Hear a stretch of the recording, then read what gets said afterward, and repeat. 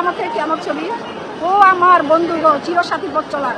এই ধরনের cap style, sunglass, ডানাতে ঘড়ি পরানো, আরো বিভিন্ন স্টাইলের টি শার্ট, বিভিন্ন জিনিসপত্র যেগুলি আছে এগুলো কিন্তু সালমান শাহ এনে দিয়েছেন। সালমান শাহ পরিবারের পক্ষ থেকে আসি, আমরা অনেক বছর ধরে এই মামলা আসা যাওয়া আমাদের।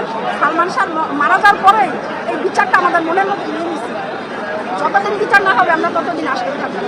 স্বামীরা হত্যাগ্রস্ত প্রমাণিত, এখন স্বামীরাকে কোর্ট ধরে না, আর স্বামীরাও মনে করেন বিতর্কতভাবে টাকা টাকা দিয়ে কোর্টের মুখ বন্ধ করে রাখে, এটা সবাই জানে।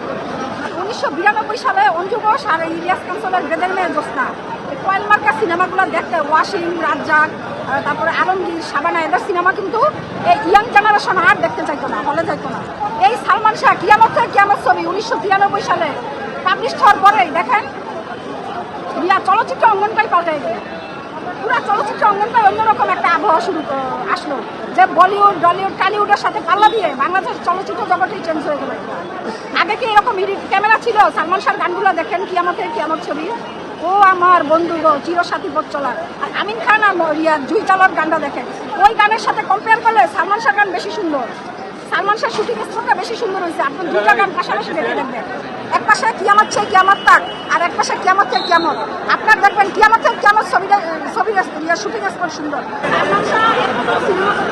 আমরা আসলে প্রতিবারের মতো আজকেও চলে আসছি, আমরা সব সালমান ভক্তরা চলে আসছি। আজকে সিআইডি কর্তৃক প্রতিবেদন জমা দেওয়ার একটা ডেট ছিল, তো আশাহত প্রতিবারের মতো আশাহত হয়ে আমরা ফেরত যাচ্ছি। আজকে নিয়ে 5টা ডেট, এখন আমরা নতুন তারিখ জানতে পারিনি। তো আজকে এখন আমাদের প্রতিবেদনের জমা ওনারা দেয় নাই, আর জমা দেওয়ার পরবর্তী কোনো কিছু আমাদেরকে এখন জানানো হয়নি। দেখেন, সালমান শাহ ভক্ত হিসেবে না, সালমান শাহ আমাদের ভাই। আমরা মনে করি সালমান শাহ আমাদের ভাই। আজকে যদি আমাদের ভাইয়ের কিছু হতো, ভাই মারা যেত, তাহলে কি আমরা সেই হত্যার জন্য বিচারের জন্য আসতাম না? আমরা মনের টানে, মনের আবেগে প্রত্যেকটা ভক্ত আমরা চিন্তা করি সালমান শাহ আমাদের বড় ভাই, সালমান শাহকে আমরা ভাইয়া মনে করি। আমরা সেখানে চলে আসি, নিজেদের নারীর টানে, মনের টানে চলে আসি। আমরা আসলে আমাদের শত ব্যস্ততা থাকলে আমরা চলে আসি। হ্যাঁ, তার মেনলি তো হচ্ছে তার স্ত্রী সামিরা, এবং প্রথম আসামি হচ্ছে তার স্ত্রী সামিরা। তার স্ত্রী সামিরাই এরকম একটা কাণ্ড করছে যে সালমান শাহকে হত্যা করা হয়েছে। তাকে 11 জন আসামি সহকারে, 11-12 জন মানুষ সহকারে সে রাতের অন্ধকারে সালমান ভাইয়ের উপর ঝাঁপিয়ে তাদেরকে দ্বারা সালমান ভাইকে হত্যা করছে। এখন মেনলি হচ্ছে আসামি হচ্ছে সামিরা, তারপর হচ্ছে তার যে বয়ফ্রেন্ড, কথিত বয়ফ্রেন্ড ডন। ঠিক আছে, ডন কিন্তু এখন পর্যন্ত কোনো কিছুই হচ্ছে না। মানে এই যে একটা গাফলতি, এই গাফলতিটা কোথায়, এটি আমরা এখানে জানতে চাই এবং জানাইতে চাই। আর আমাদের এখানে কাউকে কোনো মানে আছে না যে সে ডেকে নিয়ে আসছে, সে ডেকে নিয়ে আসে, আসলে তা না। এটা যার সালমান শাহ ভক্তপ্রেমীদের মন থেকে তারা নিজের ইচ্ছাকৃতভাবে চলে আসে এখানে।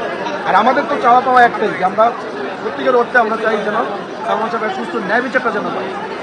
আর এটা আমরা কেন চাচ্ছি? আমার কথা হচ্ছে, স্বপ্নের নায়ক সালমান শাহ ভাইয়া ছিলেন একজন রাষ্ট্রীয় সম্পদ, রাষ্ট্রের দায়িত্ব কি?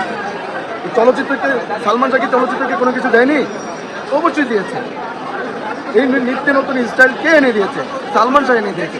এই ধরনের ক্যাপ স্টাইল, সানগ্লাস, ডানাতে ঘড়ি পরানো, আরো বিভিন্ন স্টাইলের টি শার্ট, বিভিন্ন জিনিসপত্র যেগুলি আছে এগুলো কিন্তু সালমান শাহ এনে দিয়েছেন।